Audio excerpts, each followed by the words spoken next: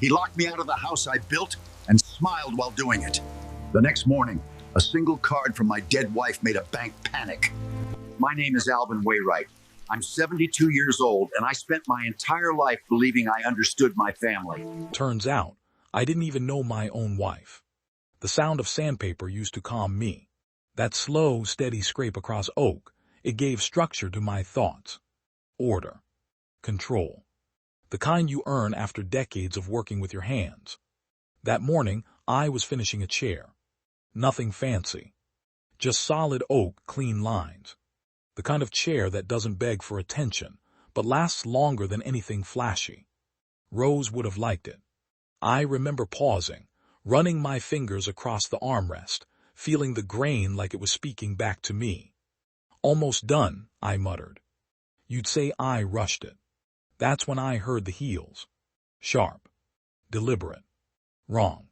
No one wore heels in my workshop. I didn't turn right away. I already knew something was off. Then Nathan spoke. Dad. His voice had changed over the years. Less warmth. More transaction. I turned. There he stood. My son. My only child. Dressed like he owned the world. Behind him was a woman I'd only met twice. Sienna. Perfect hair. Perfect posture. Perfect smile that never reached her eyes.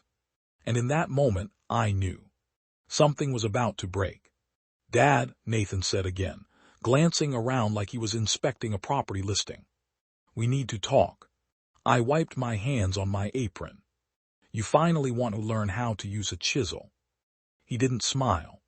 Not even a flicker. This house, he said, adjusting his cufflinks, is no longer practical.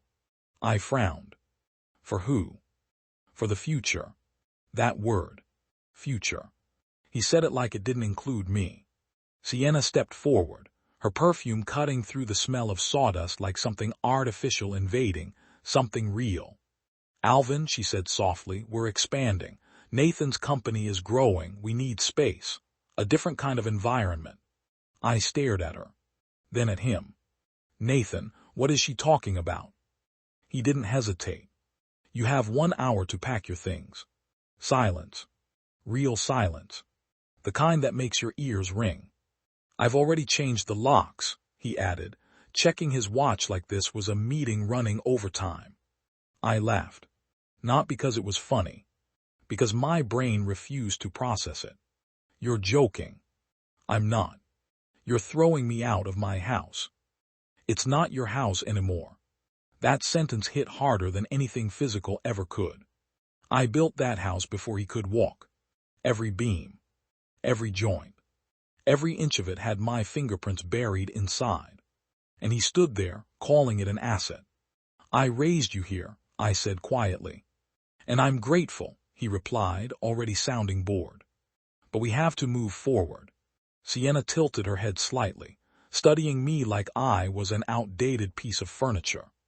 You'll be more comfortable elsewhere, she said. We've arranged a place. She slid a brochure onto my workbench. Assisted living. I didn't even pick it up. I'm not dying, I said. No, Nathan replied flatly. But you're not efficient here. Efficient. That was the word he chose. For his father. You have 57 minutes now, he added. And just like that. I realized he meant it. I packed in silence. Not because I agreed, but because arguing would have meant begging. And I wasn't going to beg my own son to let me stay in the house I built. I took what mattered. Rose's photo. My tools. A few shirts. That was it. Sienna watched the whole time. Not helping. Just observing. Like she was already planning renovations. When I stepped outside, the locksmith was already there. He didn't even look at me. Just went straight to the door I carved with my own hands. The one with the roses etched into it. The one I made for her. And he drilled straight through it. I didn't turn around when I left. Because I knew. If I did, I might not walk away. I might do something I couldn't take back. That night I slept in a motel that smelled like regret. $35 for a bed that felt like it had stories it didn't want to tell. I had $7 left. 7. After 50 years of work, I sat on the edge of that bed and emptied my pockets. Wallet. Keys that meant nothing anymore. And then, that card. Blue. Faded. Rose's name on it. I hadn't seen it in years. She used it for quilting supplies. That's what she told me. Don't worry, she used to say. This one grows on its own. I always thought she meant rewards points or something small. I turned it over in my hand. There was something different about it. Heavier. Cleaner. Intentional. I didn't sleep that night. The next morning, I walked into the bank, and everything changed. The teller smiled at first. Routine smile. Good morning, sir. I slid the card across. Just check the balance. Simple request. He scanned it. Typed. Paused. Typed again. Then his face changed. Color drained. Eyes widened. He looked at the screen. Then at me. Then back at the screen. Like reality had just shifted. Sir, he whispered. My stomach dropped. Is something wrong? He swallowed. Please don't move. And then he ran. Not walked. Ran. That's when I knew. This wasn't just a card. This was something else entirely. And whatever it was, Rose had been hiding it from me. For a reason. And I was about to find out why. The bank manager didn't just walk up to me. She approached like she already knew my name. Like she'd been waiting. Her heels clicked across the marble floor, sharp and controlled, but her eyes weren't calm. They were alert, focused, almost cautious. Mr. Wainwright, she asked. No one had called me that with that kind of weight in years. I nodded slowly. Yeah. She gave a quick, tight smile. I'm Linda Garrison. I need you to come with me. Not please. Not if you don't mind. Just come with me. I glanced toward the exit. For a second, I genuinely thought I was in trouble. That somehow this card, whatever it was, didn't belong to me. That Rose had. No, that didn't make sense. But still, the way the security guard had shifted his stance, the way the teller wouldn't even look at me anymore. Something was off. I just wanted to check the balance, I said, my voice rough. You will, she replied gently, lowering her tone. But not out here. She gestured toward a hallway behind the main counter. Private offices. Frosted glass. Locked doors. I hesitated. Then I followed. My boots sounded louder than they should have on that polished floor. Like I didn't belong in a place that clean. We passed through a secured door, then another, until the noise of the bank faded into a distant hum. She opened a door and motioned me inside. Leather chairs. Dark wood desk. A single monitor already on. Waiting. That's what it felt like. Waiting for me. Please sit, she said. I didn't argue. My knees weren't exactly stable anyway. She closed the door behind us. And for a moment, it was just quiet. The kind of quiet that presses against your ears. She sat across from me, folded her hands and studied my face. Not judging. Not pitying. Just measuring. Mr. Wainwright, she said carefully, how long have you had that card?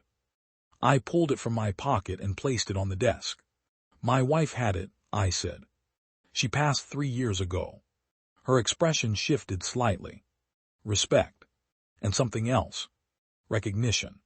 I'm sorry for your loss, she said softly. I nodded. Then leaned forward. Can you just tell me what's going on? She took a breath. Turned the monitor toward me. Before I do, I need to verify your identity. I gave her my license. She scanned it. Then she slid a small glass pad toward me. Thumbprint, please. I hesitated. Looked at my hand. Calloused. Scarred. Worn from decades of work. Then I pressed it down. The machine buzzed. Paused. For a second, nothing happened. Then, a soft chime. Access granted. The screen flickered. And then, numbers. Pages of them. Graphs. accounts, assets, things I didn't understand. My eyes tried to focus, but it was like staring at a language I'd never learned. Mrs. Wainwright, Linda said quietly, was a very careful woman. I swallowed. She made quilts. Linda almost smiled. Yes, she said. She did. She clicked something. The numbers rearranged, simplified, condensed. One figure remained. At the bottom, bold, clear, final, $12,482,000. I blinked. Once. Twice. My brain didn't catch up. That's a mistake, I said. It isn't. No, it has to be, I insisted, leaning closer. We struggled. We had years we couldn't fix the roof.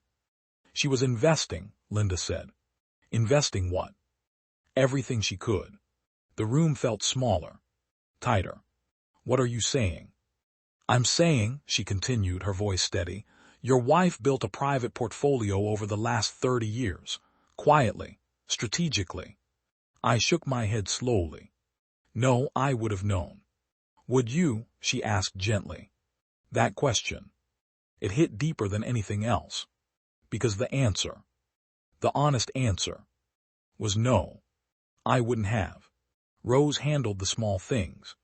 Groceries, bills, savings. I trusted her. Completely.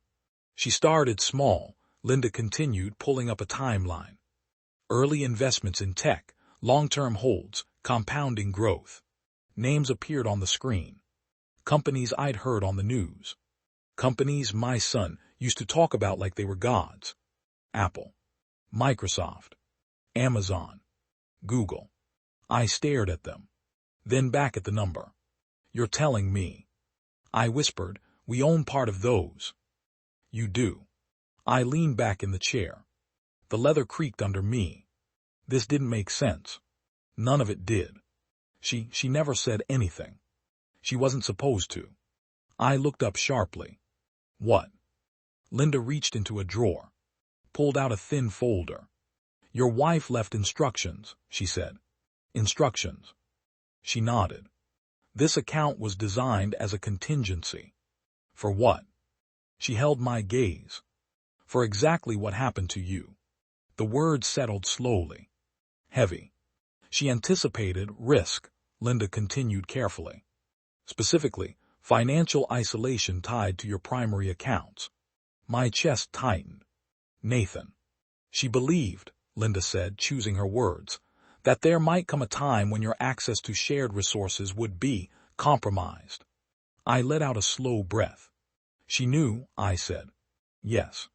She knew our son would do this. She prepared for the possibility. I stared at the screen again. At that number. $12 million. And suddenly, it didn't feel like money. It felt like a message. From her. To me. Across time. Across everything. She didn't just save you, Linda said quietly. She positioned you. I looked at her. What does that mean? She turned the monitor again. Another set of documents appeared. Legal. Corporate. Ownership structures. The trust that holds these assets, she explained, also controls several underlying entities. I don't understand. She clicked again. A property file opened. Address. My address. The house. The Highlands property, she said, is not directly owned by your son. My heart skipped. It's held under a corporate structure, one that this trust controls. I leaned forward. Slowly. You're saying. I'm saying, she finished, you still own that house. Silence. Pure silence. He can't kick you out, she added. He already did, I said. Legally, she replied, he may have just made a very serious mistake. For the first time since I stood on that sidewalk with a duffel bag. Something shifted inside me. Not anger. Not yet. Something colder. Something sharper. Control. Is there more? I asked. Linda didn't answer right away. Instead, she reached into the folder again and pulled out a sealed envelope, cream-colored, edges slightly worn. My name on the front. In handwriting I would recognize anywhere. Roses. My chest tightened instantly. She left this for you, Linda said softly. To be delivered only if the account was activated. My hands didn't move. I just stared at it. I think, Linda added gently, you should read it before making any decisions. I nodded. But I didn't open it. Not yet. Because in that moment, sitting in that quiet office, with $12 million on a screen, and my dead wife's handwriting staring back at me, I realized something that sent a chill straight through my spine. This wasn't just protection. This was a plan. And if Rose had planned this, then she knew exactly how far things would go. Which meant what I'd already seen. The eviction. The betrayal. That might have just been the beginning. And whatever came next, I had a feeling. It was going to change everything. I didn't open the letter right away. I just sat there, holding it, running my thumb across the edge of the envelope, like I was afraid it might disappear if I moved too fast. Linda didn't rush me. She understood. Some things you don't open until you're ready to face what's inside. Finally, I exhaled slowly and broke the seal. The paper inside was thick, carefully folded, familiar. I unfolded it with hands that had built houses, but now felt unsteady holding a single page. My dearest Alvin. That was all it took. My vision blurred instantly. I blinked hard and kept reading. If you are reading this, then something has gone very wrong or very right. A shaky breath left my chest. Even now, she spoke in riddles. I never wanted to keep secrets from you, but I knew one day I might have to protect you, even from the people we love most. My fingers tightened on the page. I watched Nathan change long before you did. That line. It hit harder than anything else. Because it was true. I didn't see it. Or maybe I didn't want to. He stopped valuing what we built and started valuing what others could see. Status, power, appearances. I closed my eyes for a second. I remembered the suits, the dinners, the way he stopped coming into the workshop. I tried to talk to you about it, she wrote, but you always believed he would come back to himself. She wasn't wrong. I always believed that. Always thought it was a phase. He didn't, she continued. And I realized something that terrified me. If he ever had control over everything, he wouldn't protect you. He would replace you. My throat tightened. Replace me. Like furniture. Like an old tool. Something useful once, but not anymore. So I started building something quietly, something only for you. My eyes moved faster now. Heart pounding. Small investments at first, then bigger ones. I learned, I studied, I failed, I tried again. I let out a breath that felt like it had been sitting in my chest for years. Rose. My Rose. Sitting at the kitchen table with her quilting patterns. Building an empire I never saw. I didn't do it because I didn't trust you, she wrote. I did it because I didn't trust what might happen when I was gone. I swallowed hard. And I was right. The room felt colder. If Nathan ever isolates you, if your access to money disappears, if you find yourself alone. I stopped reading for a second. Because every word had already happened. Then this means the worst version of him has taken over. I pressed my lips together. My hands stopped shaking. Not because I was calm. Because something else was replacing it. Understanding. You must not beg him, she wrote. That line broke something in me. Because she knew. She knew exactly what I might do. You are not a burden. You are the foundation. Never let him rewrite that. I nodded slowly to myself. Tears finally slipping down. I have set things in place. Not just money but control. I looked up slightly. Linda was watching quietly. She knew that moment mattered. The house is yours. Legally, structurally, and permanently. He cannot remove you without violating agreements he does not even know exist. A sharp breath left me. So when the time comes, you must decide what kind of man you want to be. My grip tightened. Not what kind of father, but what kind of man. That distinction. It cut deep. Because sometimes, loving someone does not mean protecting them from consequences. Silence filled the room. Heavy. Final. There is one more thing, she wrote. My heart picked up again. In your workshop, behind the north wall panel, the one you built when Nathan was a child, there is a compartment. I blinked. I remembered that. Barely. A hidden slot behind oak panels, where I used to keep tools out of reach. I left something there, something important, something that will help you understand everything. Everything. The word echoed in my mind. Whatever you choose to do next, I trust you. That was the last line. No signature needed. I just sat there, letter in my hands, breathing slower now, deeper, like something inside me had settled. Not peace, not forgiveness, something else. Clarity. I folded the letter carefully, slid it back into the envelope, then placed it on the desk. Linda didn't speak right away. She gave me space. Finally, she asked quietly, "Do you understand now?" I nodded once. Yes. But the truth was, I understood more than just the money. I understood the warning and the responsibility.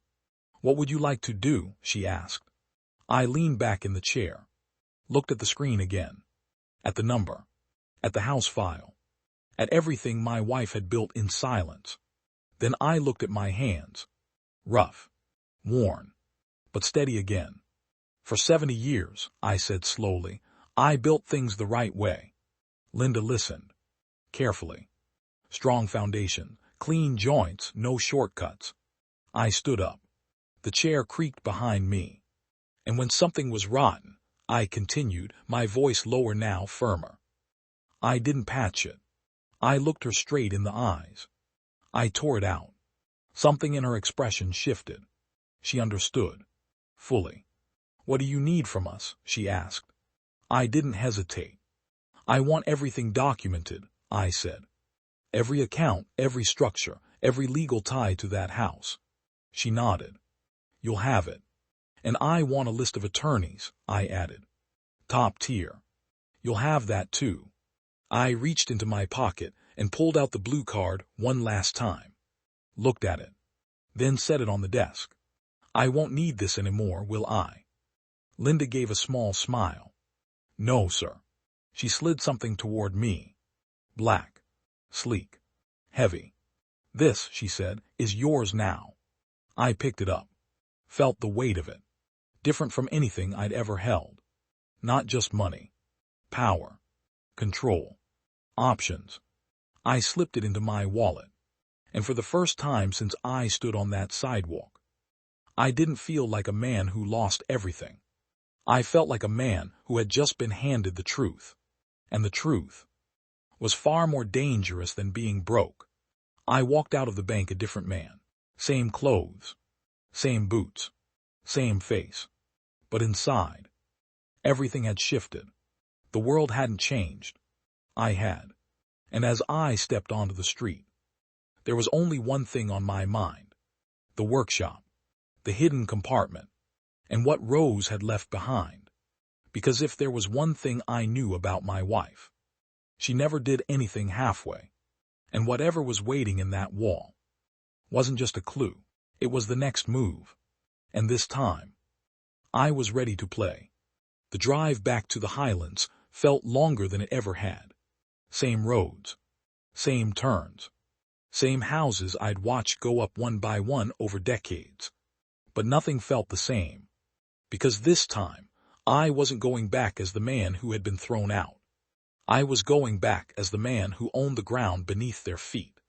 I parked 2 streets away, not because I had to, but because something in me had changed. I wasn't walking back in blind. I was walking back in aware. Every step toward that house felt deliberate, measured, like I was approaching a structure I needed to inspect before deciding whether to save it or tear it down. The house came into view slowly. Same oak door, same carved roses. But the lock, new, shiny, foreign. I stood there for a second, just looking at it. That door had taken me 3 days to carve, every detail shaped by hand. And now, there was a cheap piece of metal drilled into it like it meant nothing. I lifted my hand, knocked once, firm. No answer. Knocked again, harder. A few seconds passed, then footsteps, heavier than I remembered. The door opened. Nathan stood there. Same suit, different eyes. He didn't look surprised, just annoyed. "You shouldn't be here," he said flatly. I studied him, really studied him this time. The posture, the tension in his jaw, the way he positioned himself slightly sideways, blocking the doorway without making it obvious. He wasn't just standing there. He was guarding something. "I'm here to get something I forgot," I said calmly. "You got everything you needed," he replied instantly. That was too fast, too rehearsed. I tilted my head slightly. "No," I said. "I didn't." Sienna's voice came from inside. "Nathan, who is it?" Her tone wasn't curious.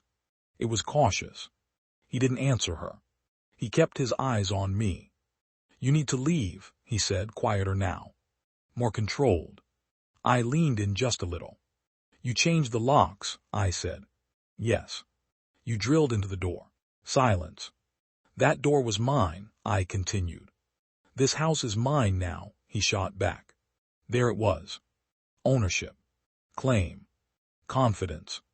I let a second pass. Then I nodded slowly. "Good," I said. That threw him off. His brow tightened. "What?" I said good, I repeated calmly. "Because that makes this easier." "Easier for what?" I didn't answer right away. Instead, I reached into my pocket. Not for the black card. Not for anything dramatic. Just the small silver key. I held it up between my fingers. His eyes flicked to it. Confusion. "What is that?" he asked. "Something you never noticed," I said. Before he could respond, I stepped past him. Not aggressive. Not rushed. Just certain. "Hey," he started. But he didn't grab me. He didn't stop me. Because something in my tone, something in my movement, made him hesitate.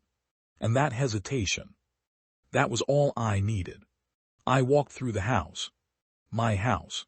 And it felt wrong. Different furniture. Different layout. My workshop door was closed. Locked. Of course it was. I stopped in front of it. Sienna appeared at the end of the hallway. Perfect as ever. But now, there was something else in her eyes. Not confidence. Calculation. "You can't just walk in here," she said. I looked at her. Really looked this time. And for the first time, I didn't see elegance. I saw angles. Sharp ones. "You've been busy," I said quietly. Her lips tightened just slightly. Nathan stepped up behind me. "You're not going in there," he said. I turned my head slightly. "Watch me." And then, I took the silver key and slid it into the old secondary lock I had installed decades ago. A lock no one remembered. A lock hidden beneath the main mechanism. I turned it. Click. The door opened. Nathan froze. "What the hell?" I pushed it open slowly. The smell hit me first. Wood. Dust. Memory. Everything exactly where I left it. Untouched. Except, it wasn't untouched. I stepped inside, closed the door behind me, and locked it. From the inside, Nathan pounded once. "Dad, open the door." I ignored him.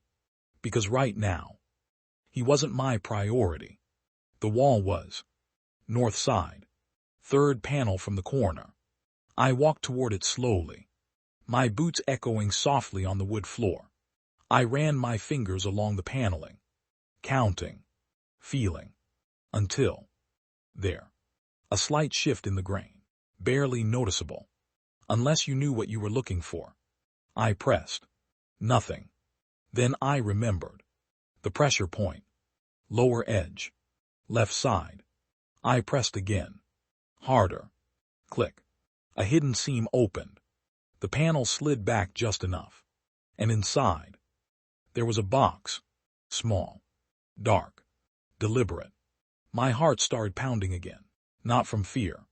From anticipation. I pulled it out. Set it on the workbench.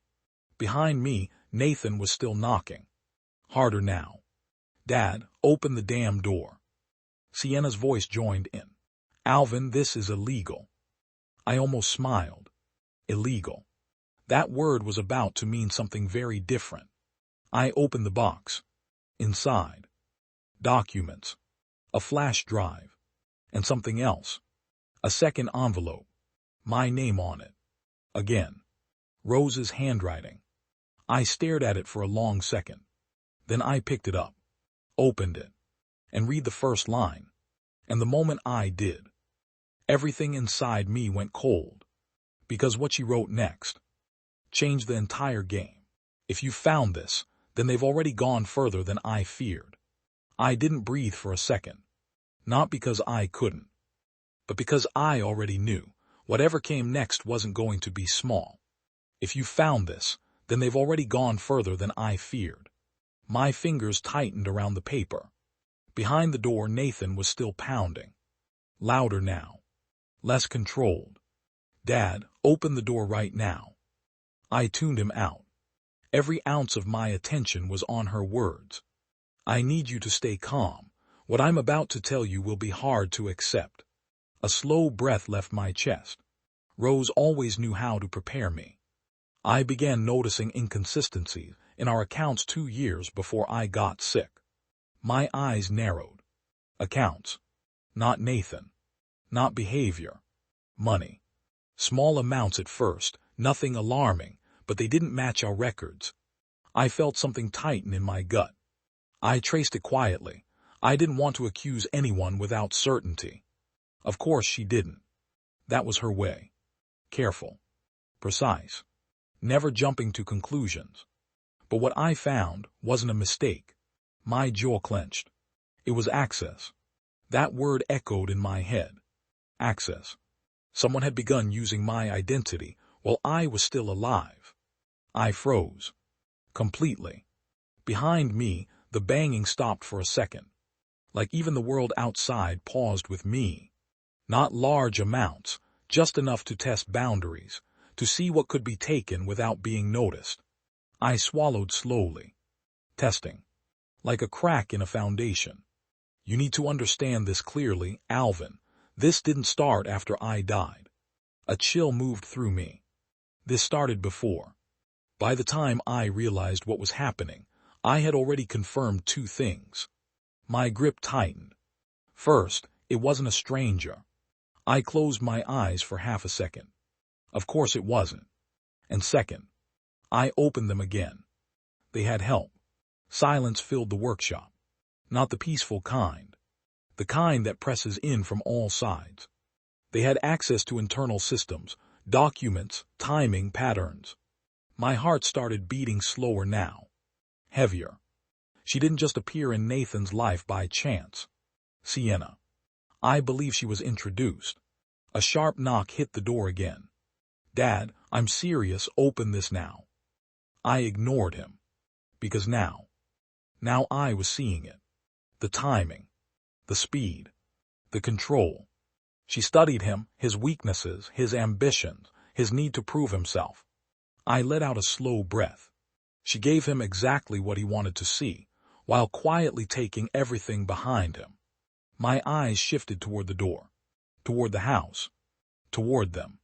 She is not the beginning of this problem. That line landed like a hammer. She is the result of it. I felt something shift inside me again. Not anger. Not yet.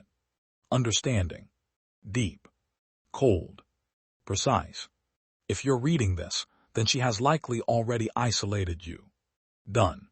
And Nathan, I force myself to keep reading, has likely made a decision he cannot undo. Already done. I stared at the paper. The truth wasn't unfolding anymore. It was confirming itself. I need you to listen carefully now. I leaned slightly forward. There are records on the drive.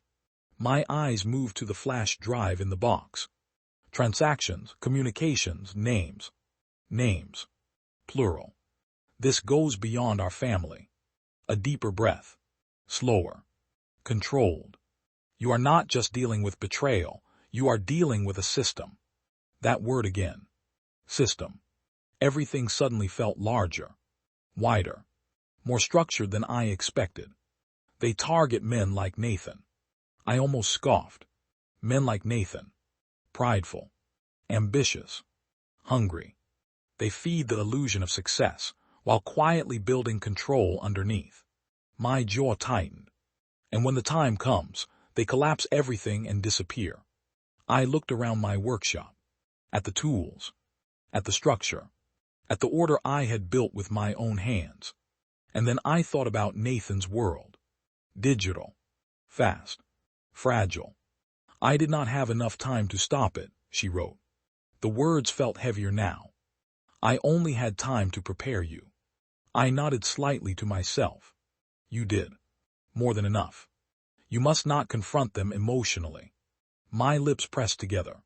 You must confront them structurally. That line. That was mine. That was how I worked. Find the weakness. Apply pressure. Remove the rot. You have the resources now. Yes. You have the truth. Getting clearer. And most importantly, I slowed down. Reading carefully. You have the advantage of being underestimated. A faint breath left me. That was true. They thought I was finished. Gone. Irrelevant. That was their mistake. Use it. The last word sat there. Simple. Final. No extra explanation. No emotion. Just direction. I lowered the letter slowly. My hands weren't shaking anymore. They were steady. Completely steady. Behind me, the knocking started again. Harder now. Angrier. Alvin, open this door or I'm calling the police. Sienna's voice followed. Sharp. Controlled. But there was something underneath now. Concern. Real concern. I turned my head slightly toward the door. For the first time since I walked in. I listened. Not to their words. To their tone. Nathan wasn't confident anymore. He was reacting. Sienna wasn't in control anymore. She was adjusting. Good. That meant they felt it. The shift. I looked down at the contents of the box again. Documents. The drive. Everything Rose had prepared. Everything she couldn't finish. I picked up the flash drive. Held it between my fingers. Small. But heavy with meaning. Then I looked around my workshop one more time. Every tool. Every mark. Every piece of my life. Still here. Still mine. I slipped the drive into my pocket. Folded the letter carefully. Placed it back in the box. Then I closed it. Not rushed. Not dramatic. Just complete. The knocking turned into pounding now. Dad. I walked to the door. Stopped right in front of it. Put my hand on the handle. And for a brief second, I remembered the boy he used to be. The one who followed me around with a toy hammer. The one who asked questions. The one who believed building something meant something. Then I let that image go. Because the man on the other side of this door wasn't that boy anymore.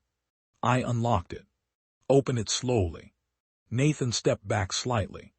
Sienna stood just behind him. Both watching me closely now.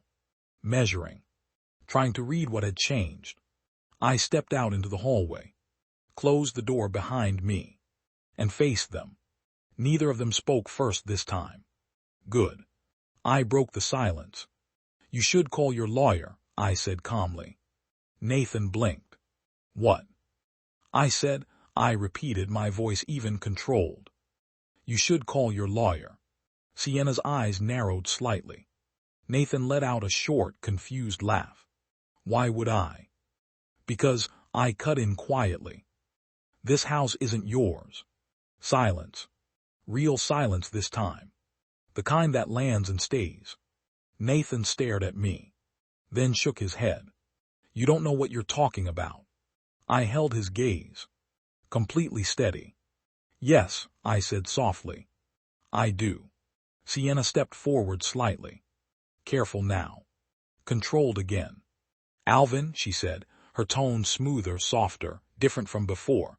This doesn't need to turn into something unpleasant. I looked at her. Really looked at her. And for the first time, I saw exactly what Rose had seen. Not elegance. Not charm. Structure. Calculated movement. Predatory patience. You're right, I said. Her shoulders relaxed slightly. Then I finished the sentence. It doesn't. And that's when something in her eyes flickered. Just for a second. Because she realized. This wasn't going the way she expected. I stepped past them, heading toward the front door. Nathan turned quickly. Where are you going? I didn't stop. I have work to do. What work? I opened the door, paused, then looked back at him one last time. Not angry, not emotional, just certain. The kind that fixes things, I said. And then I walked out. Not as the man who got thrown out. Not as the father who got betrayed. But as the man who now understood the structure of everything that had been done to him. And more importantly, how to take it apart, piece by piece. I didn't go far. Just far enough to disappear. There's a difference. I sat in my truck at the end of the street, engine off, hands resting on the wheel, eyes fixed on the house like I was studying a blueprint that had suddenly revealed hidden faults. People think power feels loud. It doesn't. It feels quiet. Like this moment right here, where everything looks the same on the outside, but underneath, the structure has already shifted. I pulled the flash drive out of my pocket and turned it over in my fingers. Small thing. Could burn a whole life down. Or rebuild it. Depends on who's holding it. I didn't plug it in yet. Not there. Not rushed. That's what they would expect. Reaction. Emotion. Mistakes. Instead, I started the engine. And I drove. Across town. To a place Nathan would never think to look. My old supplier's office had been closed for years, but the back unit, that was different. I still had a key. Rust fought me for a second, but the lock gave in. Inside, dust and silence. And familiarity. I flipped the breaker. Lights flickered. Then steadied. There was an old desk in the corner. A chair that groaned when I sat. And most importantly, a computer. Not new. Not flashy. But clean. Disconnected. Safe. I plugged the flash drive in. Waited. The screen blinked once. Then opened. Folders. Neatly labeled. Just like her. Dates. Transactions. Notes. And one folder at the top. Start here. Of course. I clicked it. A video file. My breath slowed. I hit play. The screen flickered. And then she was there. Rose. Sitting at our kitchen table. Same soft light. Same calm eyes. But there was something different. Urgency. My love, she said gently. Her voice filled the room. And just like that, I wasn't alone anymore. If you're watching this, then I didn't get the time I hoped for. My throat tightened. You always said I overprepared, she continued with a faint smile. I suppose this proves you right. I leaned closer to the screen. You need to listen carefully. There are things I couldn't write down safely. My eyes sharpened. This is bigger than money. I nodded slightly. I already knew that. But I need you to see it clearly. The video shifted. Screenshots appeared beside her. Emails. Transactions. Names. One name repeated more than the others. I leaned forward. Read it. Once. Twice. Then again. Because my brain didn't want to accept it. Elliot Crane. I didn't know that name. But something about it felt wrong.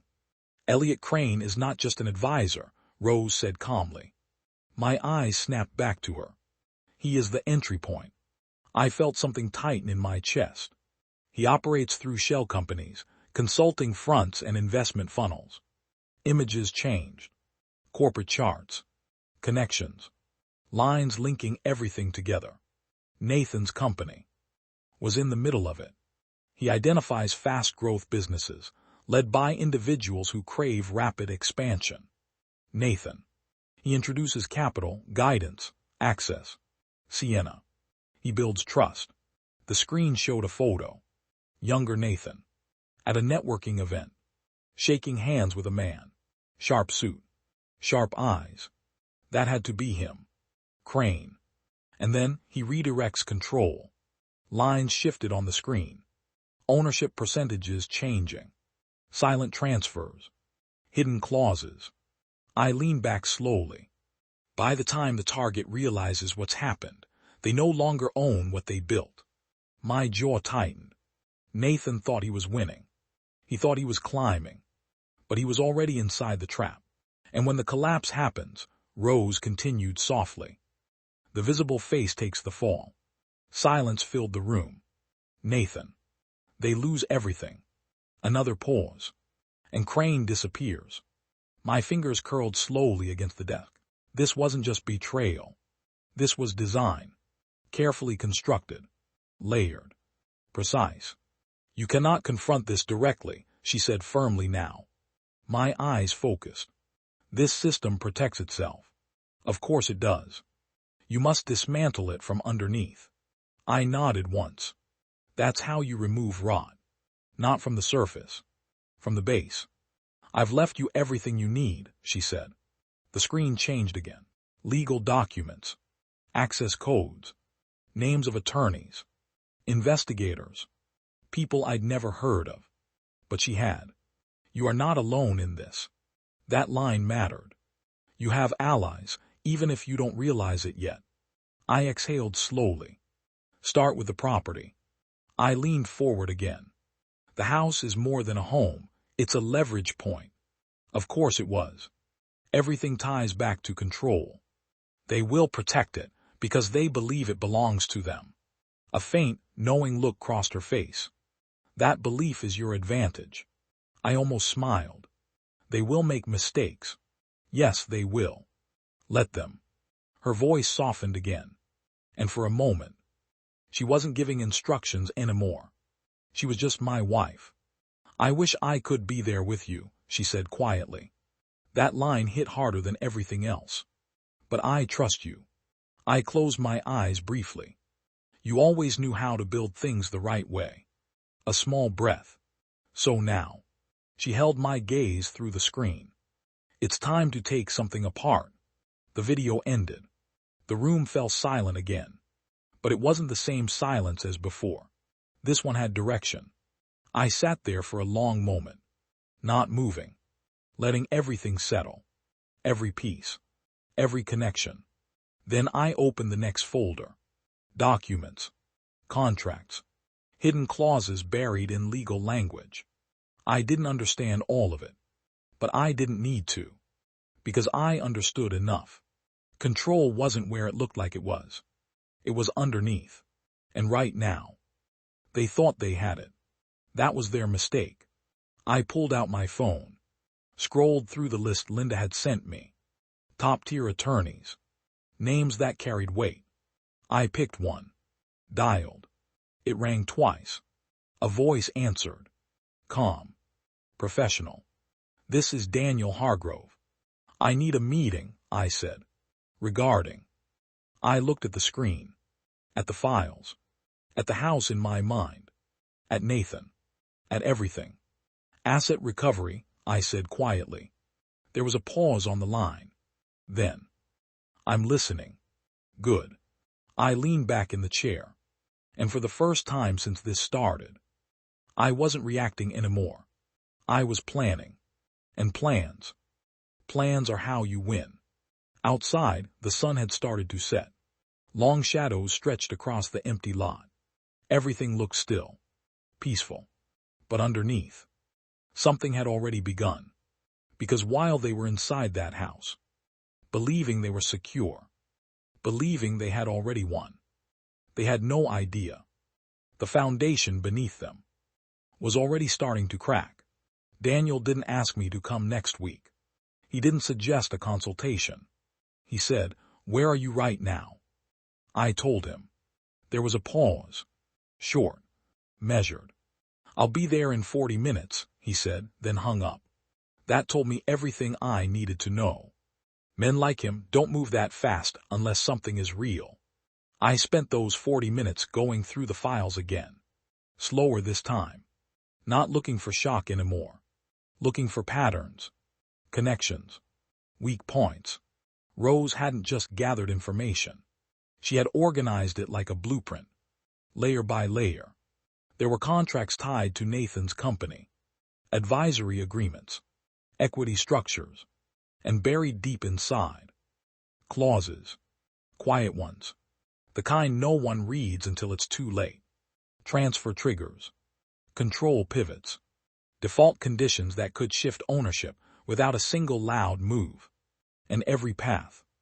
Every single one. Eventually connected back to Crane. When Daniel arrived, he didn't knock. He stepped in like a man who already owned the space. Mid-50s. Sharp eyes. No wasted movement. He looked at me once, then at the computer screen. And I saw it. Recognition.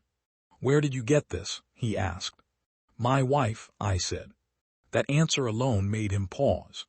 Just for a second. Then he walked closer. Started scanning the files. His expression didn't change much. But his pace slowed. "That's how you know something matters." "This isn't small," he said quietly. I figured. He clicked through a few documents. Zoomed in. Read carefully. Then leaned back slightly. "You understand what this is, right?" I looked at him. "Not completely," I said. "But I know it's bad." He gave a short nod. "This is a controlled acquisition pipeline." I stayed quiet. Let him explain. They identify companies like your son's, inject capital, build dependency, then structure the legal framework so control shifts the moment certain conditions are met. Without them realizing, I added. Exactly. I folded my arms slowly. "And my house." He glanced at me. Then back at the screen. "That's not separate," he said. Of course it wasn't. "It's collateral." The word sat heavy in the air. Meaning. He turned the screen slightly toward me. "Meaning if your son's company collapses, everything tied to his financial structure becomes exposed. The house included." Yes. I nodded slowly. "And right now." Daniel's eyes narrowed slightly. "Right now, they are in the middle of it." That confirmed what I already felt. "They think they're building something," I said. "They are," he replied. "Just not for themselves." Silence settled for a moment. Then I leaned forward slightly. "What do we do?" Daniel studied me. Not the situation. Me. "You want to protect your son," he said. It wasn't a question. I didn't answer right away, because the truth wasn't simple anymore. "I want to understand the full cost of both options," I said finally. That earned a small nod. "Good answer." He turned back to the screen. "There are two paths." I listened carefully. "One, we intervene quietly, stabilize his position, cut Crane out before control fully shifts. And the other." Daniel didn't hesitate. "We let it happen." My jaw tightened slightly. "And then?" "Then we use the collapse." His voice stayed calm. Clinical. "To expose the entire network." That option felt colder. Sharper. "And my son." Daniel held my gaze. "He takes the hit." There it was. Plain. Unfiltered. I looked down at my hands. Still steady. But heavier now. Because this wasn't just strategy anymore. This was choice. Rose's words echoed in my head. Not what kind of father. What kind of man. I exhaled slowly. "What would you do?" I asked. Daniel didn't answer immediately. He walked a few steps. Thinking. Then he stopped. "If your goal is justice," he said, "you dismantle the system." I nodded slightly. "And if your goal is to save your son?" He looked at me directly. Then you accept that he may never learn. That one landed deeper than anything else. Because it was true. Pain teaches. Comfort hides. I turned my gaze back to the screen. To Nathan's company. To the contracts. To the quiet trap closing around him. And then I saw it. A timeline. Triggers approaching. Deadlines. They weren't there yet. But they were close. Very close. How long do we have? I asked. Daniel leaned in. Check the data. Days, he said. Not weeks. Not months. Days. I nodded once. Decision time. I stood up slowly. Walked toward the dusty window. Looked outside. The light had shifted. Evening settling in. Everything looked calm. But underneath, everything was moving. I thought about Nathan. The boy he was. The man he became. The choices he made. The ones he ignored. And then I thought about Rose. The way she prepared. The way she saw things before they happened. She didn't stop this. She prepared for it. That meant something. I turned back to Daniel. We do both, I said. His brow lifted slightly. That's not simple. I didn't say it was. He studied me. Interested now. Explain. I walked back to the desk. Tapped the screen lightly. We stabilize just enough, so he doesn't get wiped out completely. Daniel listened closely. But we don't save him from the consequences, I continued. We let the structure crack. His eyes sharpened. And Crane. We pull him into the light. A slow smile touched the corner of Daniel's mouth. That, he said, is complicated. I nodded. Good. Because simple wasn't going to fix this. Simple was how it got broken. Daniel crossed his arms. Thinking. Calculating. Then he nodded once. It can be done. That was all I needed. He reached into his jacket. Pulled out his phone. Started making calls immediately. Names I didn't recognize. But I could hear it in his tone. Things were already moving. Fast. Precise. I sat back down. Watched the screen. Watched the structure. And for the first time, I wasn't looking at it as a victim. I was looking at it as a builder. And every system, no matter how complex, has a weakness. You just have to find it. And apply pressure in the right place. Outside, the last light of the day faded. Darkness settled in quietly. But inside that room, something had already begun. Not loud. Not obvious. But real. Because while Nathan and Sienna sat in that house, still believing they were in control, they had no idea. The man they threw out with $7 was about to take everything apart. Piece by piece. Daniel didn't slow down. Within minutes, that quiet room filled with motion that didn't look like motion at all, just voices, names, decisions made in low tones that carried weight. I sat there and watched it unfold like a structure rising in reverse. Not building something. Unbuilding it. Carefully. Precisely. No, don't alert them yet, Daniel said into the phone, pacing once, then stopping. I want visibility before disruption. He ended the call and looked at me. We move in layers, he said. First, we secure what's already yours. The house, I replied. He nodded. And anything tied to it. He pulled up a document on the screen. A trust structure. Rose's trust. The one that held everything together. You weren't just protected, he said. You were positioned as the final authority. I leaned slightly forward. What does that mean in plain terms? It means, he said, tapping the screen, anything connected to this structure ultimately answers to you. A quiet breath left my chest. Not surprise this time. Understanding. Even Nathan's company. I asked. Daniel tilted his head slightly. Not directly, he said. But indirectly, yes. I let that settle. That's why Crane needed control through contracts instead of ownership, Daniel continued. Because real ownership was already out of reach. I almost smiled. Rose. You really did think of everything. Second layer, Daniel said, already moving on. We isolate Crane. How? We don't chase him, Daniel replied. We remove his exits. That sounded like something I understood. In construction, if something was rotting from inside, you didn't attack it head on. You sealed it. Let it collapse under its own weight. And Nathan? I asked. Daniel paused for a second, then looked at me carefully. He's already committed, he said. I know. The question is, how far do you let him go? That question again. It didn't feel easier the second time. I leaned back slightly, closed my eyes for a brief second, then opened them again. We let him feel it, I said quietly. Daniel didn't interrupt. But not destroy him, I added. A small nod. That balance, he said, is the hardest part. I'm aware. Silence settled for a moment. Not empty. Focused. Then Daniel turned the screen again. A new document appeared. Legal notice draft. This is the first move, he said. I scanned it. Transfer of occupancy rights. Immediate enforcement. Legal recognition of controlling interest. In simple terms, I was taking the house back. Not physically. Legally. Permanently. When this is filed, Daniel said, everything changes. How fast? Within hours.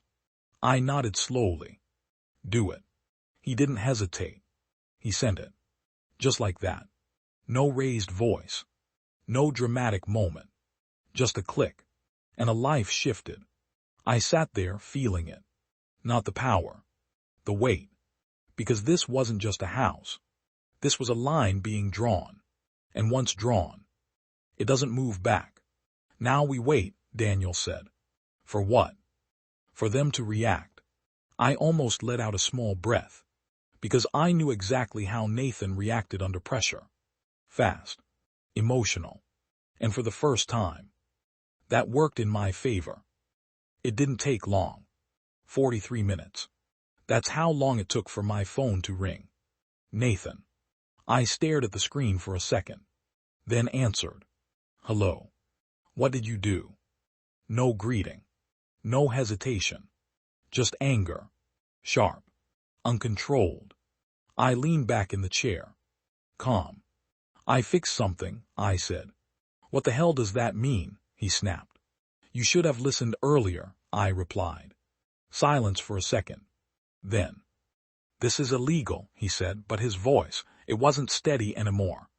Is it? I asked quietly. Another pause. Longer this time. Because now. He wasn't sure. You filed something, he said. Not asking. Realizing. Yes. You can't just take the house back, he said. I let a small breath out. I didn't take it back, I said calmly. It was never yours. That line landed. Hard. I could hear it in his breathing. In the way he didn't respond immediately. Sienna's voice came through faintly in the background. Tense. Controlled. What did he do? She whispered. Nathan didn't answer her. He was focused on me. You're making a mistake, he said. No, I replied softly. I'm correcting one. His tone shifted then. Not calmer. More desperate. You don't understand what's going on, he said quickly. You're interfering in something bigger than you. I know exactly how big it is, I cut in. Silence again. This time heavier. Because now, that confidence he had earlier was gone. What do you want? He asked finally. There it was. Not control. Not authority. Request. I didn't answer right away, because this moment mattered. Then I said quietly, I want you to stop. Stop what? Everything, I said. A breath on the other end. Shaky. That's not possible, he said. Of course it wasn't. He was already inside it. I know, I replied. Silence. Then softer. What did you do, Dad? He asked. And for the first time, I heard it. Not the businessman. Not the man chasing power. Just my son. Confused. Cornered. I closed my eyes briefly. Then opened them. I gave you a chance, I said. What chance? To listen. He didn't respond. Because he knew. He remembered. The door. The moment. The choice. You didn't take it, I continued. A long pause followed. Then. What happens now? He asked quietly. I looked at the screen. At the structure. At everything already in motion. Now, I said slowly. You find out what you've been standing on. And I ended the call. I sat there in silence for a moment. Phone still in my hand. Daniel watched me. You didn't offer him a way out, he said. I shook my head slightly. He already had one. Daniel didn't argue. Because he understood. You can't save someone from a fall they refuse to see. You ready for the next step? He asked. I looked up. What is it? He turned the screen again. New files. New names. Crane's network. This is where it gets uncomfortable, Daniel said. I leaned forward. How uncomfortable? He met my eyes. We start pulling threads. I nodded slowly. Then pull them. Because at this point, there was no halfway. No turning back. Only forward. Only through. And somewhere out there, a man named Crane still believed he was invisible. That belief was about to cost him everything, because systems like his only work until someone finally sees the whole picture. And I did. Now, the first thread we pulled didn't look important. That's how you know it is. Daniel pointed at a mid-level entity, buried 3 layers beneath Crane's main structure. A consulting firm with a forgettable name, tied to nothing obvious, moving money in patterns that felt too clean. Start here, he said. Why that one? Because it's quiet, he replied. And quiet things usually connect louder ones. That made sense to me. In construction, the smallest crack is never the problem. It's the sign of one. I nodded. Do it. He made the call. No drama. No announcement. Just a quiet shift somewhere in the system. An inquiry. A freeze. A flag raised where no one expected it. And then. We waited. Not long. 20 minutes this time. Daniel's phone buzzed. He glanced at it, then looked at me. They felt it. Good. He answered. Didn't say much. Just listened. That told me even more. When a man like him listens that closely, something's moving fast on the other side. He ended the call and gave a short nod. First reaction triggered, he said. What does that mean? It means someone just realized something is off, he replied. And they don't know where it's coming from. I leaned back slightly. That's the point. He almost smiled. Yes, it is. He turned the screen again. Live updates now. Movements. Shifts in accounts. Access attempts. They're checking their perimeter, he said. Looking for a breach. And they won't find one, Daniel replied calmly. Because we didn't break in. We just changed the structure underneath them. I watched the screen carefully. Patterns starting to distort. Clean lines becoming jagged. Subtle but real. And then. There, Daniel said. He pointed. A name surfaced. Not Crane. Someone else. Lower. But connected. They're sending someone to contain it, he explained. Who? Internal fixer. I nodded slowly. Every system has one. The guy who cleans up problems before they become visible. Let him come, I said. Daniel looked at me. Interested. You're thinking ahead, he said. I'm thinking like they do, I replied. That was the shift. Not reacting. Anticipating. We watched as the fixer moved through the system. Closing access points. Redirecting attention. Trying to stabilize. But every move he made showed us more. More connections. More hidden pathways. More truth. He's exposing their structure for us, Daniel said quietly. Because he thinks he's fixing it, I added. Exactly. That's how systems collapse. They reveal themselves while trying to survive. Another call came in. Different tone this time. Daniel answered. Short conversation. When he hung up, his expression had changed slightly. Not concern. Recognition. That was fast, he said. What? They've escalated. My eyes narrowed. How? He turned the screen. And there it was. A name I recognized this time. Nathan.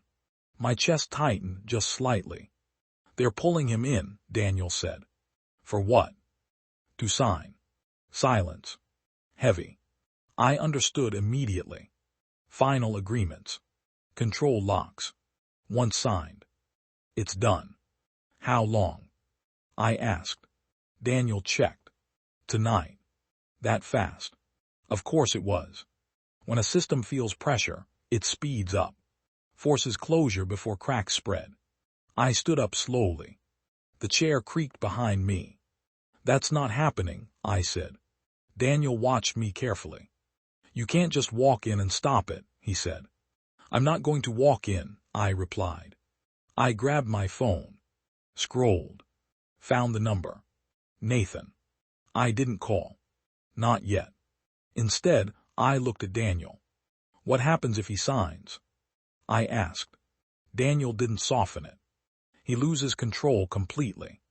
And the house becomes leverage. I nodded once. Clear.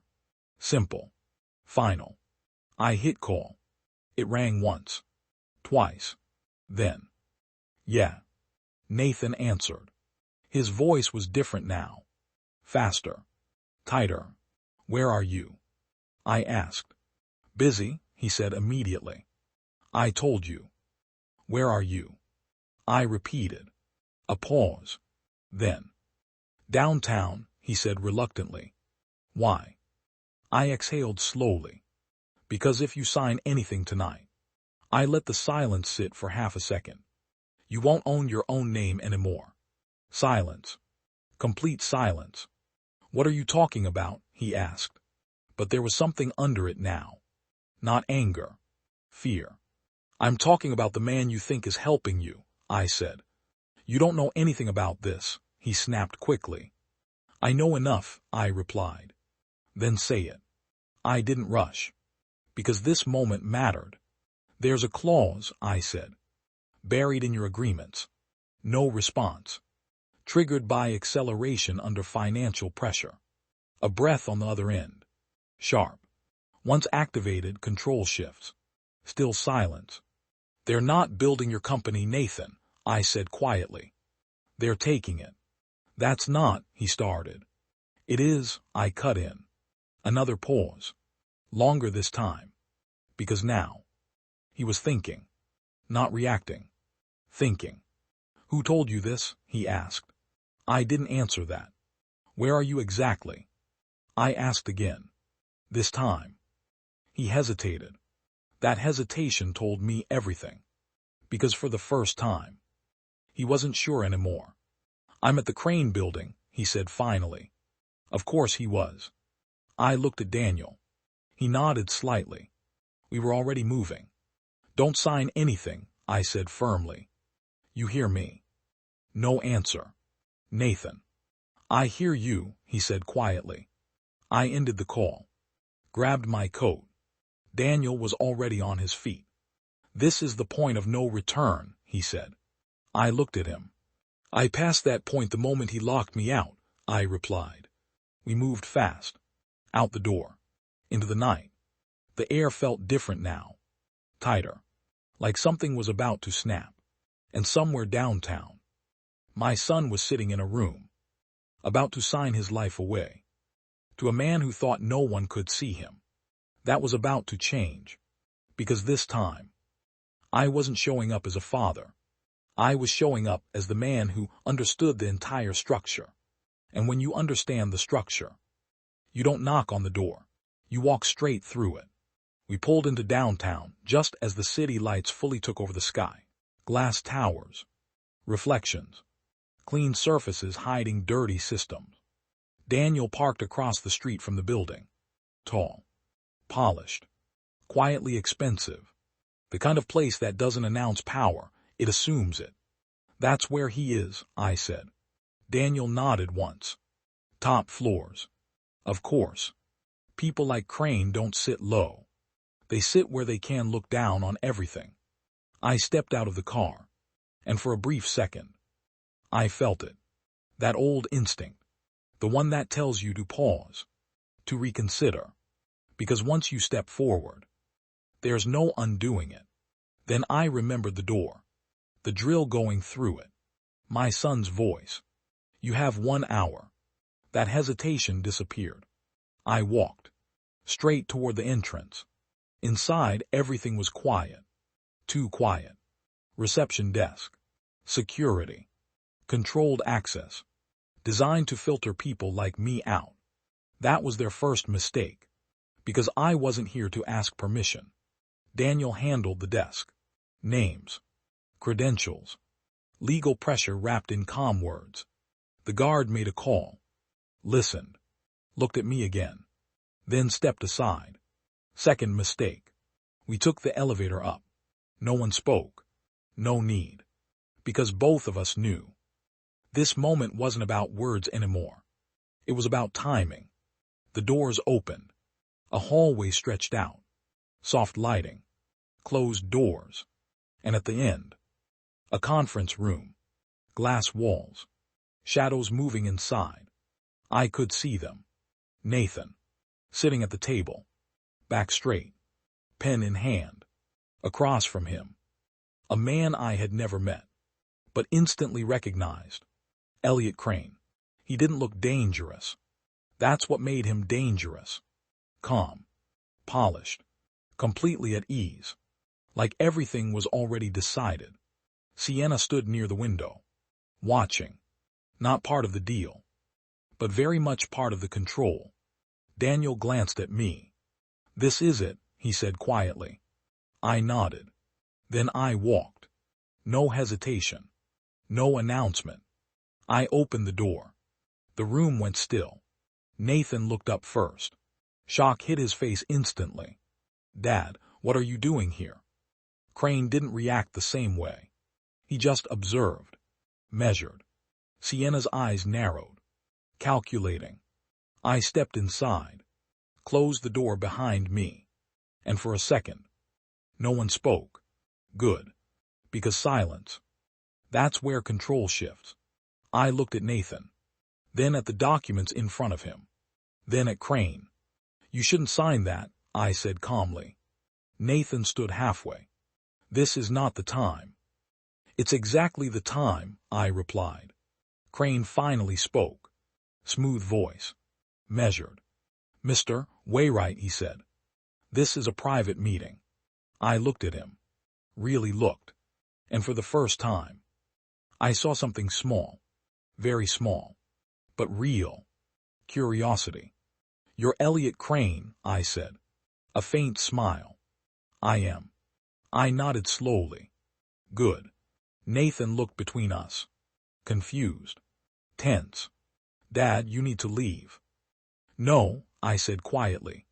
And that one word stopped him. Because it wasn't loud. It wasn't angry. It was final. I stepped closer to the table. Picked up the top page. Scanned it. Just enough. Then I looked at Nathan. There's a clause in here, I said. He didn't respond. But his grip on the pen tightened. Acceleration trigger, I continued. Crane's expression didn't change. But his eyes. They sharpened. Good. That meant I hit something real. Nathan shook his head slightly. You don't understand. I understand more than you think, I said. Then I placed the document back down and looked directly at Crane. You move fast when pressure hits, I said. Silence. You try to close before exposure spreads. Still silence. Sienna shifted slightly. Crane's fingers tapped once on the table. Then stopped. You've been looking into things, he said calmly. I've been understanding things, I replied. A small difference, but an important one. Nathan looked at Crane now. Is that true? He asked. Crane didn't answer him. He looked at me. Only me. You're interfering in a process you don't fully grasp, he said. I almost smiled, because I had heard that line before. From Nathan. From others. People who thought complexity protected them. It's simple, I said. That got his attention. All structures are, I continued. You just hide the weight better than most. A small pause. Then. You built dependency, I said. You layered control. You positioned collapse as leverage. Each line. Landed. Quiet. Precise. Nathan looked between us again. Confusion turning into realization. What is he talking about? He asked. This time. Crane answered. Your father, he said slowly, has been misinformed. I shook my head once. No. Then I leaned slightly forward and said the one thing that shifted everything. The house isn't yours. Silence. Immediate. Total. Nathan froze. What? Crane's eyes flicked, just once. That was enough. Because men like him don't react unless something matters. And that mattered. It's held in a trust, I said calmly. When you don't control. Nathan looked at me like I had just changed gravity. That's not possible. It is, I replied. Then I looked back at Crane. And you didn't know that. There it was. The crack. Small. But real. Crane leaned back slightly. Studying me now. Not dismissing. Not controlling. Assessing.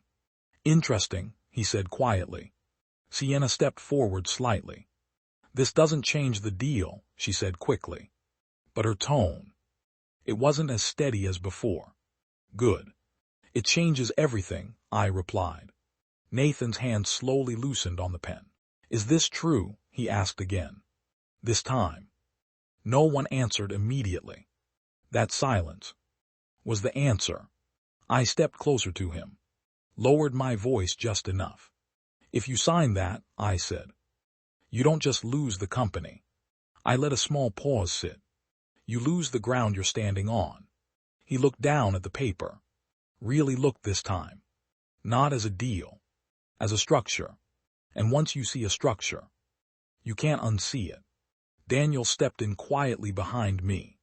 Placed a folder on the table. Independent review, he said. Crane's eyes moved to it. Then back to me.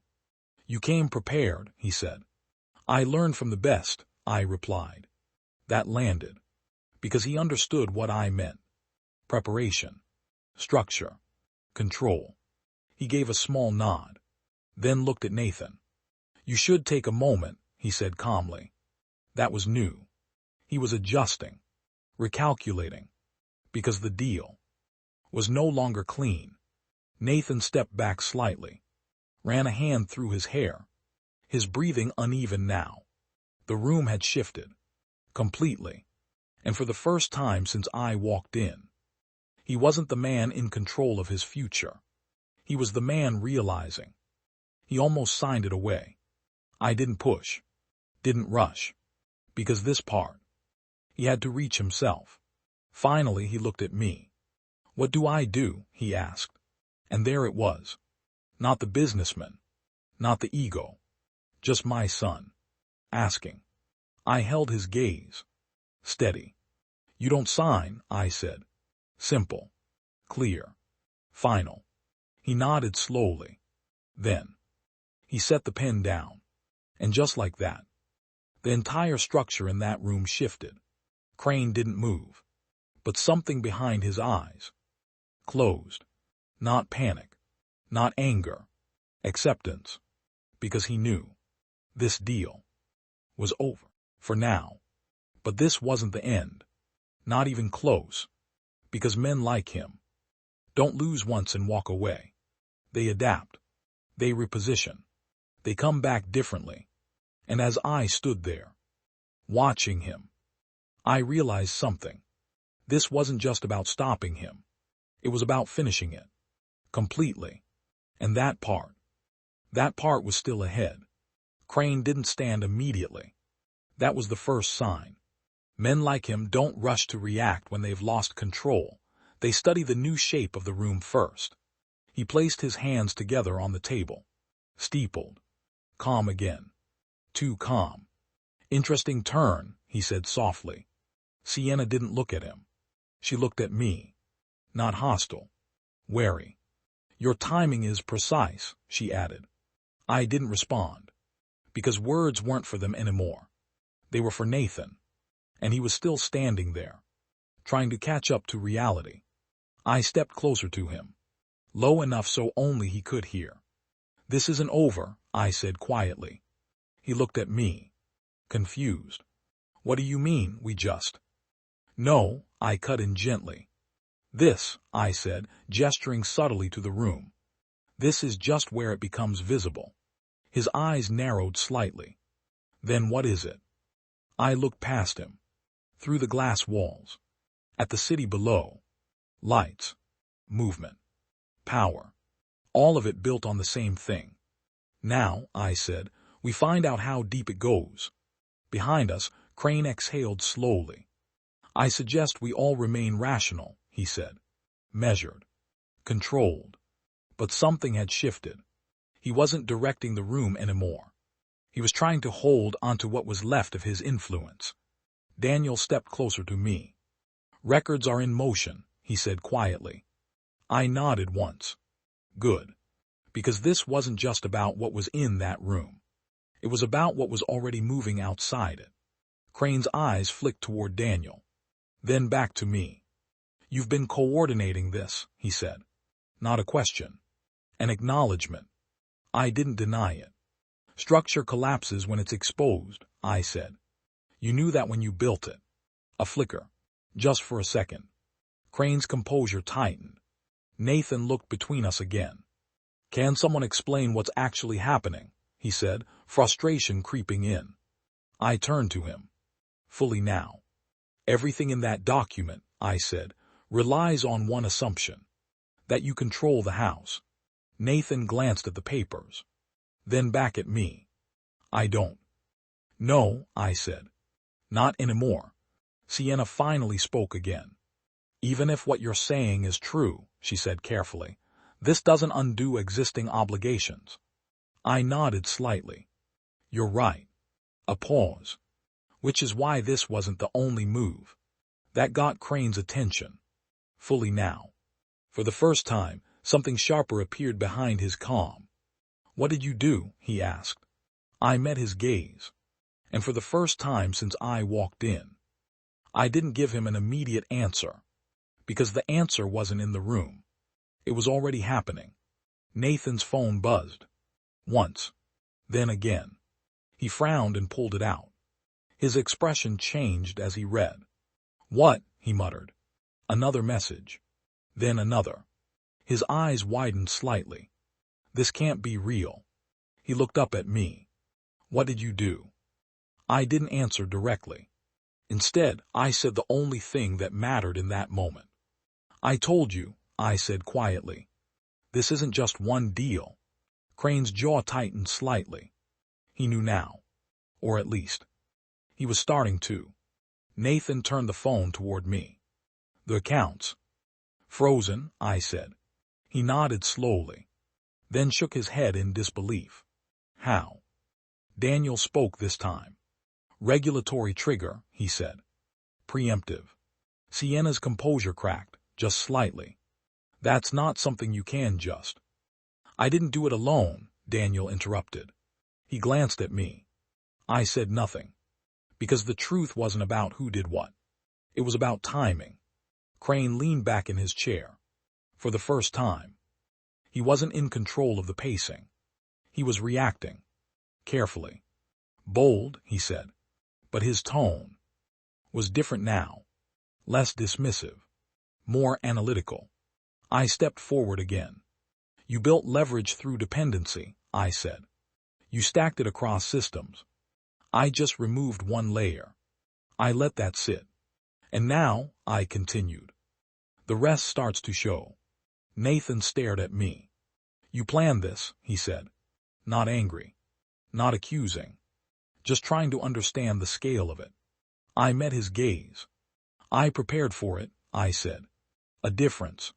But one that mattered. He swallowed. Then looked down. at the table, at the documents, at the pen he had almost used. And for a moment, he just stood there, quiet, processing. Sienna moved slightly closer to Crane now. "Options?" she asked quietly. Crane didn't answer immediately, because for the first time, options weren't as clean as before. I could see it. The calculation, the adjustments forming behind his eyes. And that's when I understood something clearly.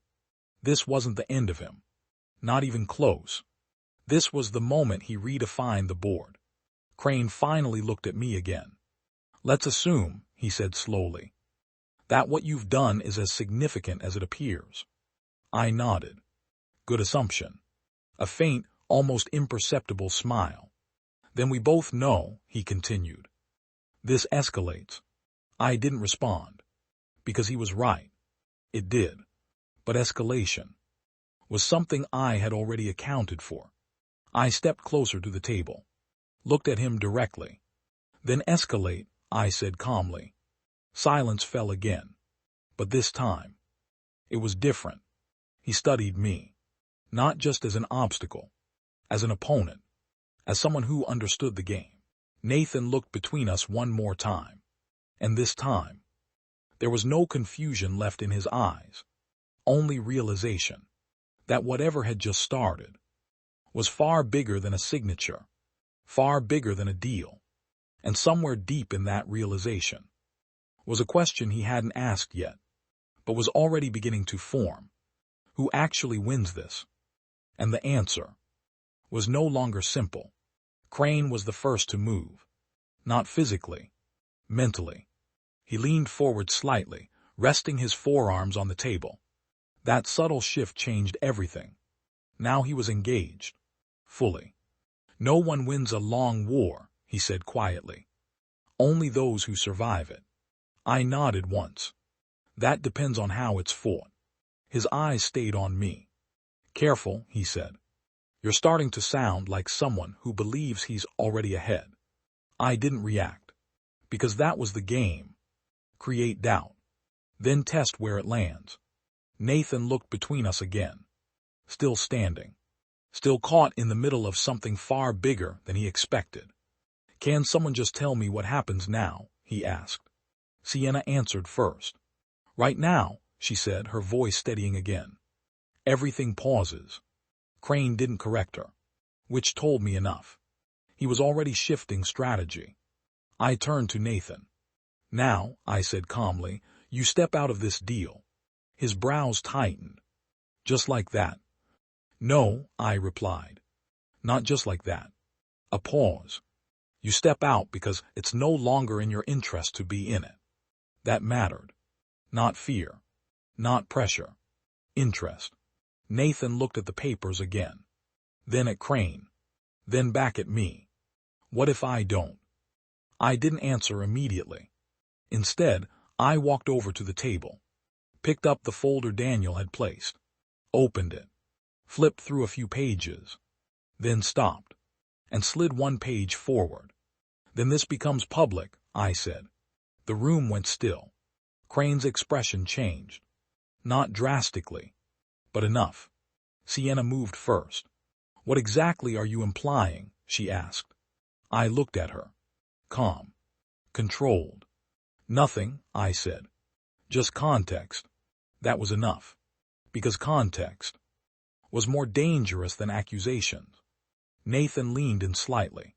"Dad." He stopped himself. Rephrased. "What is that?" I didn't hand it to him. Not yet. Because timing mattered. "I told you," I said gently. "This isn't about forcing anything." Then I looked at Crane. "It's about exposing what already exists." Crane's fingers tapped once against the table, then stopped. "You're walking a fine line," he said. "I'm aware." A beat. "And you crossed it," he added. I nodded once. Maybe. The room tightened again. Nathan exhaled slowly. "I don't like this," he said. "Good," I replied. "Because you shouldn't." That caught him off guard. I stepped closer. "You were about to sign something you didn't fully understand." A pause. That should bother you. He looked at the papers again, this time with real concern. Sienna folded her arms slightly. This is getting emotional, she said. Crane raised a hand slightly. Let it, he said. That surprised her. And me. Because now. He was watching Nathan.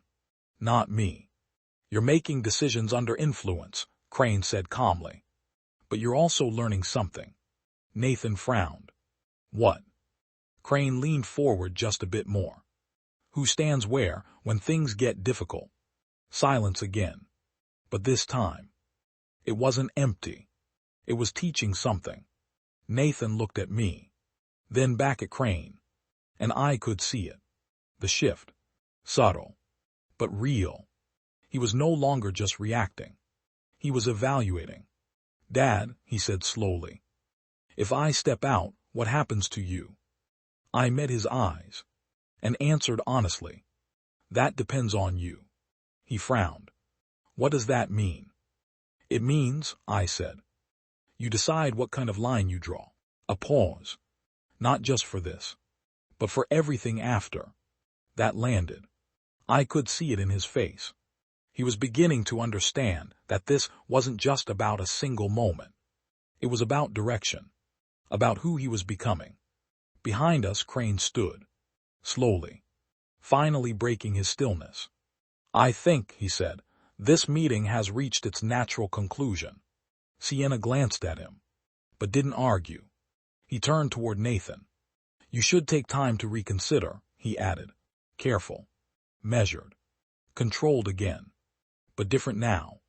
Less confident, more strategic. Nathan nodded slowly, still processing. I stepped back, gave him space, because this part was his, not mine, not Crane's, his. Nathan picked up the pen again, held it for a second. Then, he placed it down, firmly, and looked at Crane. I'm not signing today. The room didn't react outwardly, but the shift was immediate. Crane's gaze held steady. Sienna exhaled quietly. Daniel remained still behind me. And me. I just watched, because that moment, that decision, changed everything. Crane nodded once. Slow. Respectful. Then we reschedule, he said. Not a concession. A repositioning. Nathan didn't answer. Crane turned toward me. We'll continue this conversation, he said. And I knew what that meant. This wasn't ending. Just evolving. I gave a small nod. I expected that. A faint smile from him. Then, he walked toward the door. Sienna followed. Daniel stepped aside. And just like that, they were gone. The door closed. Silence returned. Different now. Lighter, but heavier in meaning. Nathan stood there, still holding the pen, still standing in the moment that had just changed his path. He looked at me. Was I in danger? He asked quietly. I didn't answer immediately, because the truth wasn't simple. Finally, I said, not in the way you think. A pause, but close enough. He nodded slowly, then let out a breath. I almost signed, he said. I know, I replied. Another pause. Then, thank you, he added. Simple, but real. I gave a slight nod. Good instinct, I said. Trust it. He looked down at the table again. This time, with awareness, not confusion. And that was the real shift. Because deals can be stopped, but understanding, once it starts forming, doesn't go away. Behind us, the city kept moving. Lights, power, systems, still turning, still waiting. And somewhere out there, Crane was already planning the next move. And so was I. Nathan didn't speak for a long moment. Just stood there, processing, replaying, trying to understand how close he had come to something that could have defined his life in ways he hadn't even considered. Then finally, what happens to the house now? He asked. I watched him closely, because this question mattered. more than the deal, more than Crane, because it told me where his mind was shifting. It stays where it is, I said. But control shifts. His eyes narrowed slightly. To who? I didn't answer immediately. Instead, I walked to the window, looked out at the city below. Right now, I said, it's not about ownership. A pause. It's about structure. Daniel stepped closer, quietly. The trust holds the property, he added. And until it's challenged properly. He let the sentence hang. Nathan turned toward us. So what are you saying? I turned back to him. Right now, I said. You don't sign anything. A pause. You don't give anyone leverage they don't already have. He nodded slowly. But I also don't just walk away. Correct. Then what do I do? I stepped closer again. Lowered my voice slightly. You get clarity. He frowned. Clarity about what? About everything you just saw. A pause. About who you're dealing with. And about what you're willing to stand on. That hit deeper than anything else so far. Because this wasn't about fear. It was about identity. Nathan looked at the table again. Then at me. I didn't know any of this was happening, he said. I know. And I almost. He stopped. Couldn't finish the sentence. I nodded once. You almost committed without understanding the full picture. Silence. That's not failure, I added. It's a lesson. He let out a slow breath. I don't want to be someone who just gets pulled into things like that. Then don't be, I said simply. A pause. But that means you ask questions earlier. He nodded. Slow. Thoughtful. I will. Daniel glanced at me. A subtle look. It was time. I gave the smallest nod in return. He understood. This isn't over, Daniel said quietly. Nathan looked up again. What now? Daniel stepped forward slightly. Now, he said, we prepare. Nathan looked between us. For what? I answered this time. For when Crane comes back. Silence. Because now he understood. This wasn't over. Not even close. Nathan swallowed. He will come back. Yes, I said. Because men like him don't lose cleanly. A pause. They recalibrate. Daniel crossed his arms slightly. And when they do, he added, they are more dangerous than before. Nathan nodded slowly. So we don't just react. No, I said. We build. A beat. Stronger than before. He absorbed that. Then looked down at his hands. I almost made a mistake, he said quietly. I stepped closer. No, I said. You almost made a decision without information. A pause. That's different. He looked up. Is it? Yes. Because one is failure. The other is preventable. He nodded slowly. Then something shifted in his expression. Determination. I want to understand this, he said. All of it. Good. That was the right response. I nodded once. Then you will. Daniel reached into his jacket and pulled out a small device. Set it on the table. Encrypted briefing, he said. Nathan stared at it. Then back at us. You're serious about this? Very, I said. A pause. Because now you're part of it. Nathan didn't react with fear. Just acceptance. Okay, he said. I'm ready. That was the moment. The real one. Not the confrontation. Not the exposure. This. Because now. He wasn't just reacting to a situation. He was stepping into it. Daniel powered the device. A soft glow filled the table. Data began to appear. Patterns. Connections. Threads. And as Nathan looked down at it, I saw it. The shift in his thinking. The beginning of understanding structure. Not just seeing events, but seeing how they connect. How they hold. How they break. Start here, I said quietly. And I pointed at the first line. Everything builds from that. Nathan leaned in. Focused now. Fully. And behind us. The city kept moving. But inside that room, something had changed. We were no longer just stopping a deal. We were entering the system that created it. And somewhere in that system, Elliot Crane was already moving again, waiting, watching, preparing, just like us. But this time, we weren't stepping in blindly. We were stepping in awake. And that made all the difference. Nathan leaned over the device, eyes scanning the data Daniel had just unlocked. Lines of transactions, ownership layers, quiet transfers buried beneath layers of legitimacy. His breathing slowed as he followed the threads. "Wait," he said. "This connects to more than just the house." I nodded. "It always does." He looked up at me. "You knew about all of this?" I didn't answer immediately, because this wasn't about whether I knew. It was about what I chose to do with that knowledge. "I knew enough," I said. Nathan shook his head slightly. "That's a lot to hold back. Not if you understand what's at stake."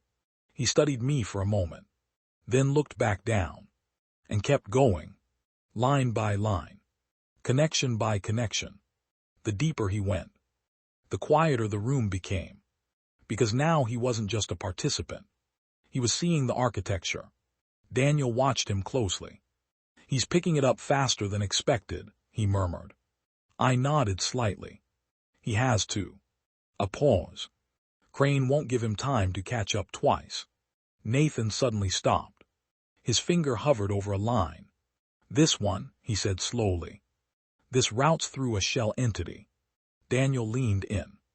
"Keep going." Nathan traced it. "It feeds back into the original structure."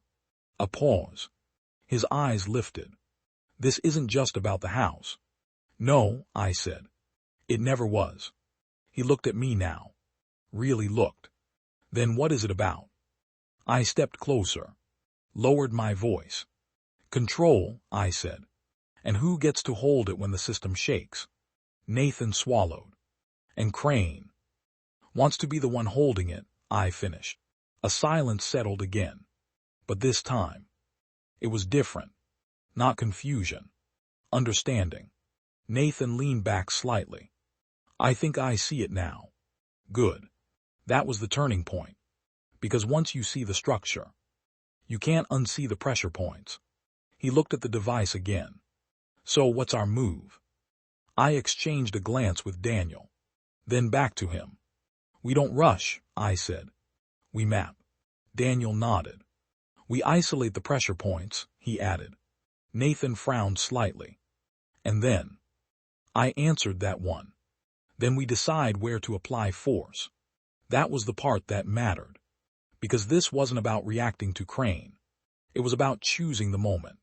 Nathan absorbed that, slowly, then nodded. "Okay," he said. "I'm in." Daniel exhaled quietly. A faint sign of approval. But I didn't look at them. My attention shifted. Subtle, but deliberate. Because something had just changed. A notification blinked on the device. Then another. Daniel noticed it at the same time I did. His expression tightened. "That's not internal," he said. I stepped closer. Checked the feed. Paused. Then looked at him. "He's already moving." Nathan looked up. "What?" Daniel turned the screen slightly. "External pressure," he said. Crane's response. Nathan's eyes widened. "That fast?" I nodded. "He doesn't wait." A pause. "He adapts."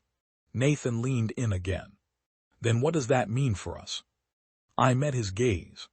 Calm. Focused. "It means," I said, "we stop thinking in terms of what just happened. A beat. And start thinking in terms of what's next." Nathan nodded. Determined. "Then let's move."